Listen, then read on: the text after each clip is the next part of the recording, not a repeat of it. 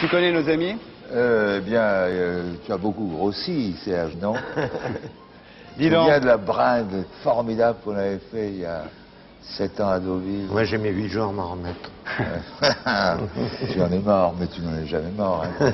Tu ne meurs jamais. L'important de des génies, c'est que c'est pas qu'il puisse mourir, c'est qu'il soit né. Absolument.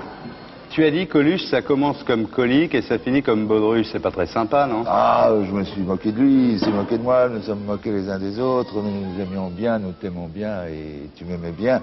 Tu as parlé à son sujet de liberté d'expression. C'est pas très sympa non plus, quand même. Oui, parce que je pense que tu es un pétomane.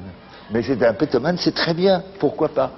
Jean Everne, Oui. tu viens de sortir un bouquin qui s'appelle Dandy de grand chemin. Dandy de grand chemin, oui. Et tu avoues dans ton livre que pour écrire ton pamphlet anti-Giscard, qui s'appelait La lettre ouverte au Colin froid, tu as touché de l'argent de François Mitterrand.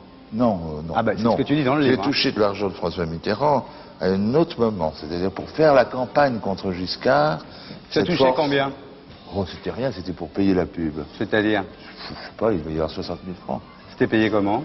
C'était payé en espèces, évidemment. En liquide? Ouais, très liquide même. Et qui te Ça donnait, glissait sous les manches. et qui te donnait l'argent? C'est la secrétaire de François Mitterrand, je me souviens qu'il me l'avait donné. Mais ça, c'est la plus grande infamie de ma vie.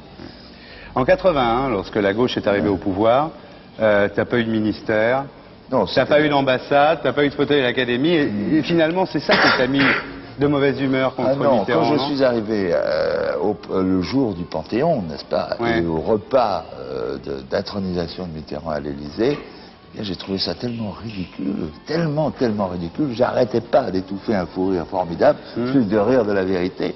Et dès le lendemain, j'ai commencé à attaquer dans le journal socialiste d'ailleurs où j'écrivais. Vous savez, un écrivain, c'est d'abord savoir dire non. C'est le sens du refus. Alors, ils vont tous bouffer à la soupe aujourd'hui, actuellement. Je veux dire, il n'y a plus d'intellectuels. Tu n'as pas voulu aller à la soupe ou c'est eux qui n'ont pas voulu te la servir en 81? Ah non, je crois qu'ils auraient voulu me donner, mais alors des barriques de soupe. Ils voulaient te donner des quoi? Camions de soupe. Qu'est-ce qu'ils voulaient te donner par exemple? Bon, on m'a proposé de diriger Antenne 2, figurez-vous. Ça aurait été beau. Oh là là. Non, on m'a proposé la Villa Médicis et on m'a proposé l'ambassade au Portugal. Bon, enfin, ça n'a pas d'importance. Mais toi en fait ce que tu voulais c'est être le maître à penser du régime. Non, j'aurais voulu être le ministre de l'imagination. Dis-moi, c'est parce qu'ils t'ont rien Ouais. donné que tu as écrit ce pamphlet contre François Mitterrand? Non, je l'ai écrit parce que c'est une tradition pour moi. Tous les 7 ans, j'écris un pamphlet Contre le président de la République en exercice, Enfin, je veux oui. dire, le prochain qui se méfie, il aura un pamphlet aussi. Je veux dire, C'est vrai mon rôle d'écrire des il a pamphlets. été refusé, tu dis dans ton livre, par 17 Il a éditeurs. été refusé par 17 éditeurs qui l'avaient tous accepté au départ. Bon, Eux, ils disent pas ça du tout, avec, les éditeurs, avec hein. enthousiasme. Vous savez, Eux ils disent qu'ils l'ont jamais lu, ils disent que c'était pas bien. Les Ouais. fameuses pressions discrètes, Ouais. on ne s'en vante jamais, n'est-ce pas? Tu dis dans ton bouquin que tu as très peur de la social-démocratie et que tu appelles le péril suisse d'ailleurs, Ouais. et tu la crains plus que le régime de Fidel Castro. Est-ce que tu crois qu'en France, les gens qui regardent la télé ont encore peur du rouge?